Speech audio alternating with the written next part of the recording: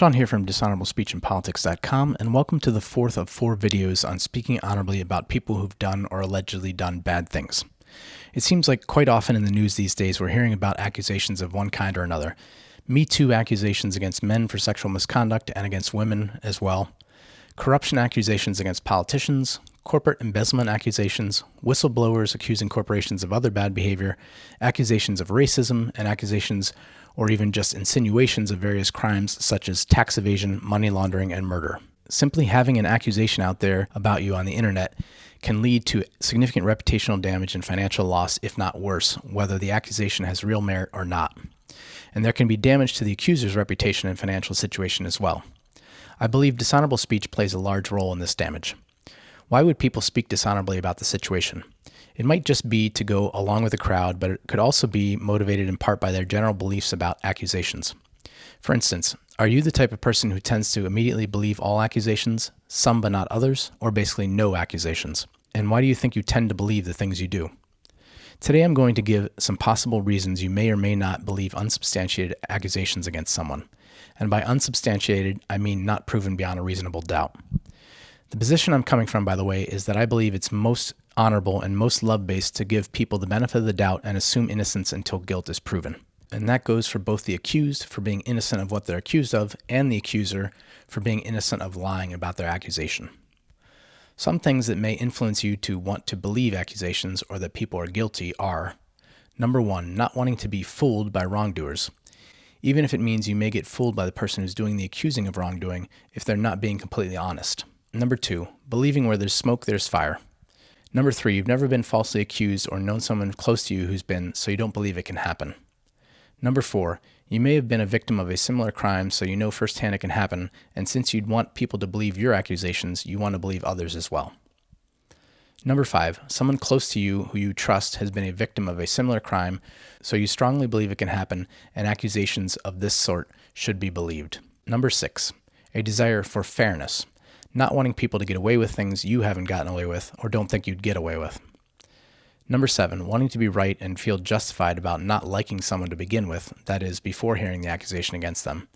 This can also go for groups of people, such as hating some racial group. Number 8, you may know the accuser and believe they are credible. Number 9, wanting to support the accuser if you're friends with them.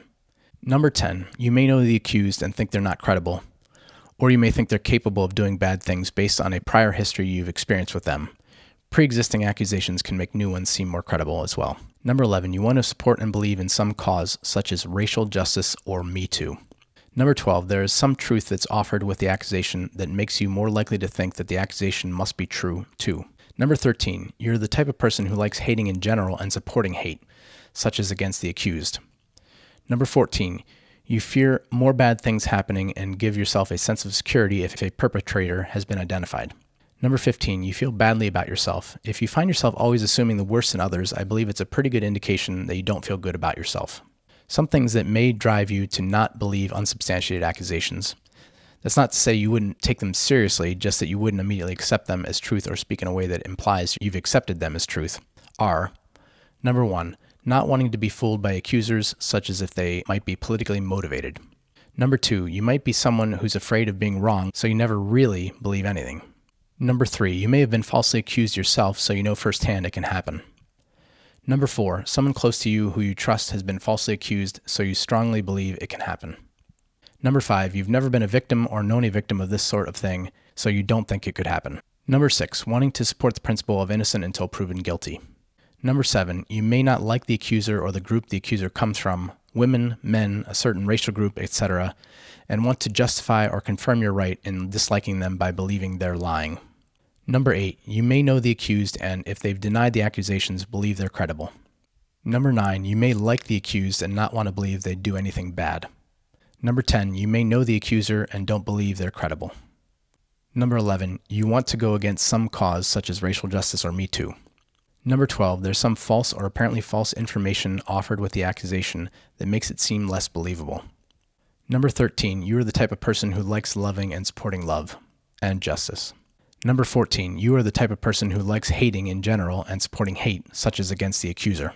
Those are my list of 15 reasons we may believe unsubstantiated accusations against someone and 14 reasons we may not. My hope in identifying them is that people will be able to look at these lists and see why they may have the tendencies they do to believe or not believe accusations, and then perhaps avoid letting those tendencies motivate them to speak dishonorably about either the accuser or the accused. Thank you for watching.